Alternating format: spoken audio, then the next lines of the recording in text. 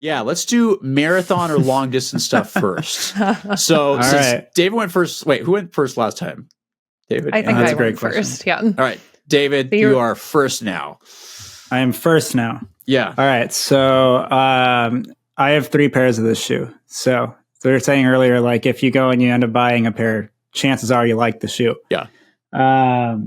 For the marathon, I'm going Saucony Endorphin Elite. I feel like that's not a surprise. I feel like a lot of people know I like this shoe, especially for the marathon distance, half marathon distance too, but very rhythmic. Like I think the Power on HG midsole, I like it better than the PB midsole because I found the Endorphin Pro 3 to be a little bit kind of soft, compliant, mushy. I liked the shoe, but I couldn't see myself racing in it. And all of that changed with the Endorphin Elite, and they are very different shoes. Like they're similar in some ways, but they are definitely different. Much sharper toe spring in the Endorphin Elite up front, so you get this kind of forward rolling all the time.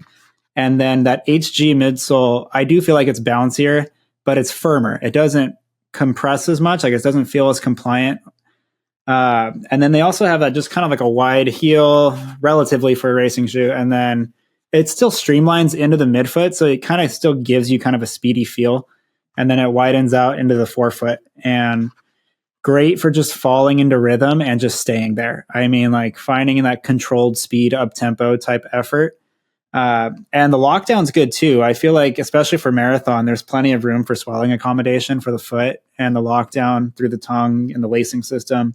It holds you in there. If you are sensitive to heel counters, there really isn't one. There's this tiny little thing right here that gives you a little bit of support on the back to hold it. But besides that, really, it's just kind of like the very shallow heel cup and the sidewalls from the foam. So it's nice. It locks down good. You can fall into rhythm and just kind of go to work for a long time. And so if I can forget about what's on my feet, that's usually a good thing. And that's kind of what this does for me. Sweet. Andrea? This will also be of no surprise to anyone who has ever listened to me talk about marathoning. The Nike Vaporfly 3. I've run 2 marathons in it this year, 1 half, and lots of workouts. It's the best marathon shoe I've worn. I really like the update that they made on it over version 2, specifically shifting the forefoot platform medially. At first, when I heard that they did that, I thought, oh, they made it more stable. I'm going to hate it. But for whatever reason, that shift actually made it more comfortable. In the 2 and also in the 1, I did get just like a little bit of soreness just behind my first MTP, and like not enough to not wear it. But with version 3, I don't get that at all. And this is the first marathon shoe where my feet don't hurt the day after a marathon. And that is remarkable. So, what else do I love about it? 1, it's light, 5.6 ounces, I think, for women's size 8. They improved the fit of the upper too over versions 1 and 2. This mesh kind of like stands up a little bit more on its own. So it has a little more volume than 1 and 2. I always felt like the previous uppers, they'd like crease a little bit and there would always be some sort of like irritation point on the dorsum of my foot. And that doesn't happen at all in this shoe. Traction is great on wet roads, which is really important because you never know what conditions are going to be on race day. It does everything for me. I get more miles out of it than you would expect for a super shoe. This one, I think I stopped using after like 160 or 170. I was debating whether to use it for Philly after using it in grandma's and then training in it for my long runs. But I did like a 20 miler in it like 6 weeks before Philly, and it just felt like the midfoot had a little more give than I liked. So I got a fresh pair, and oh yeah, that's the good old Vaporfly that I remember. So good durability. You can see the outsole. I really didn't chew it up that much. This is my old pair that has like 170 miles on it. So yeah, hands down, marathon shoe of the year for me. Sweet.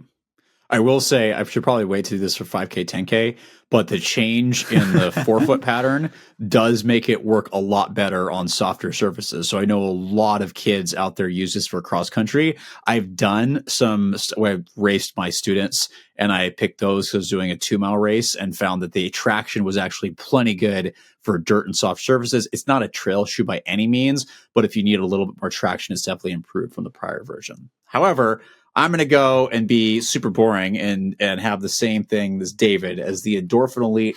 If I was going to run a marathon, this is the shoe I would grab. And there's several reasons why. And David alluded to pretty much all of them, where I personally, as much bounce as there is in this foam, I like something that just feels like on the firmer side of that. And so this has it. It's not a firm shoe by any means, but it just feels like the bounce a little bit more controlled and not out of your face. But you'll run this and go, I don't know where this is coming from pace wise. It's very, it's a great shoe. It feels fine actually doing a warm up in, but once you start running fast, the shoe really comes alive and it's been really great.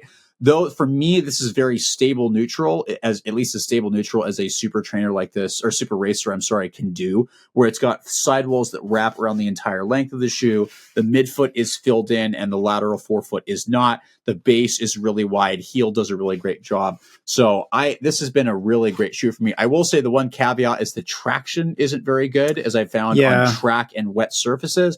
But I live in Southern California, so that usually hasn't been too much of a problem. But this kind of blows everything else out of the water in terms of like just a shoe that I kept grabbing. So majority of my races this year, even though this is a marathon shoe and I've really raced like 5K, 10K stuff, it's just I've grabbed this going, oh no, a high school student showed up. I don't want to get my butt kicked. I'm grabbing the Endorphin Elite. So that worked out sometimes. It didn't work out so well recently, but that's also because I didn't. You know what? I should have chosen this one for the recent race I did. Maybe if I wouldn't have lost, but there's that. Yeah. So that's totally what it is. That's the only reason, not that I was totally shoe. like not in the shape relevant to be able to compete against the guys that showed up. But yeah, Endorphin Elite is definitely my like long distance super shoe racing shoe of the year. All right. What about runner ups for all of you? Yeah, runner up for me was pretty easy. My runner up's the Vaporfly 3. So I agree completely with Andrea. Those that have been following us, no, I didn't really like the Vaporfly 2 that much. And I couldn't figure out why people liked it so much. I was like, this thing is super tight. The heel slips around, the upper's crinkly, right? Like the traction doesn't even feel that good. It's like kind of hoofy and like kind of almost like scratchy. I was like, I didn't get it. I tried to give it multiple chances. I'm like, am I missing something? And I just never came around to it. And Vaporfly 3 changed a lot of that. So I know it's been kind of a polarizing shoe because of that, because some people did really like the Vaporfly 2 and didn't like the 3 as much. But for me, them shifting that millimeter medially on the forefoot there was huge. That helped stabilize some of the shoe. That upper is way more airy and a lot more volume. It doesn't feel like it's encroaching that midfoot or the volume's too low in the forefoot like I would get in the second version. And the materials around it are just a lot more comfortable in general. Like it just feels nicer on your foot. And then traction as well. I mean, that definitely was noticeable. I would say like if you were on wet surfaces right now, this is probably one of the better, maybe the best outsole traction you can get on a super shoe at the moment. Without sacrificing a bunch of weight. So Vaporfly 3 was good, and it kind of came down as I was deciding for the marathon. I'm like, what am I going to wear? And then it came down to just honestly comfort. I was like, I feel better in the Endorphin Elite. Came as simple as that. But yeah, I'd say it's a little bit more speedy though. Oh, got it. Andrea? Well, since you guys both chose the Endorphin Elite as your top shoe, I've got to say I love how that shoe rides too. I just had a couple fit issues with it. Like I feel like I was between sizes in it, so my foot would slide around. And the little pillow around the Achilles just felt like it angled in a little too much for me. But like the ride of that shoe is amazing. So maybe with a little tweaks, version 2, maybe it'll move up my list, but I appreciate your choices. But for me, my runner-up shoe is a shoe I have not run a marathon in yet, but I very likely will run a marathon in it in a couple months. And that is the Mizuno Rebellion Pro 1. This shoe is very different than the other shoes we've been talking about. It's got this pretty crazy heel bevel here. When I first got it for testing, I was like, how on earth am I going to run in that shoe? And David, over and over would be like, it's fine. You'll be fine. I remember this. Literally something he said. I literally would say in messages, it's fine. You'll be all right. And he is right. Like this, it makes it look like there's no heel. But really, like, especially because I land further forward, like where the bevel hits, it just feels so natural for me to land and then roll forward. And it doesn't have an aggressive rocker feeling, which is kind of crazy based on how it looks. But it just really lines up nicely with my mechanics. So I've been doing, some of my workouts and long runs in this heading into Osaka. I'm basically deciding between version 1 and version 2, which is not a 2023 shoe. It'll be released in early 2024. Little different changes to the geometry in the upper, but yeah, people will look at this shoe and be like, no way, I can't run in it. But as David told me, and he was right, it's fine. So I would definitely encourage people to try it out because it has definitely surprised me with how much I enjoy using it for definitely marathon effort.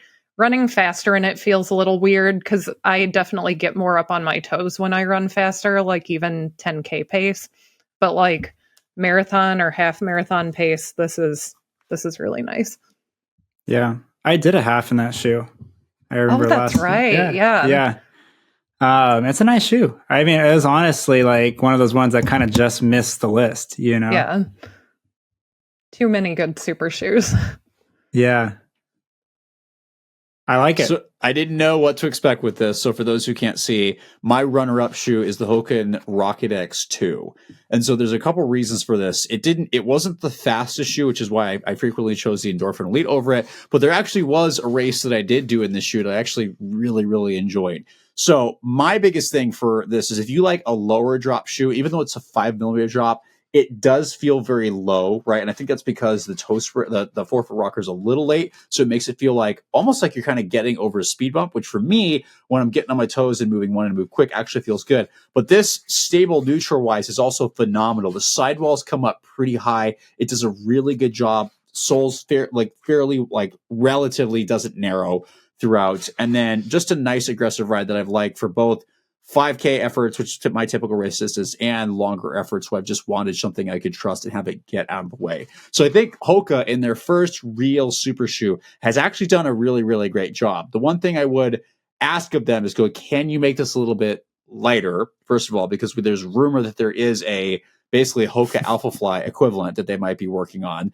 But I've really enjoyed this. And also, the volume of the shoe is quite low. So I do like it, but the one thing is that it does feel a little bit low on the shoe. Feels a little spiky. A little spiky-ish. And then this upper weirdly sweats. I don't know what it is. Like when I'm running in it, it's I get this kind of weird like foam on top of it, and I haven't figured out what that is. I don't know. Maybe this is like a pathological problem with me, and I shouldn't be saying this. But yeah, the shoe kind of there's this weird white foam that shows up sometimes, and I'm like, I don't know what that is. It's not me, I don't think, but just some things, some mild needs of refinement. Also, durability has been really, really good. So this is my runner-up. Didn't quite beat the Endorphin Elite, but it's also a really awesome attempt from Hoka that I got to give them credit for, and excited to see where they go now that they're using P-backs.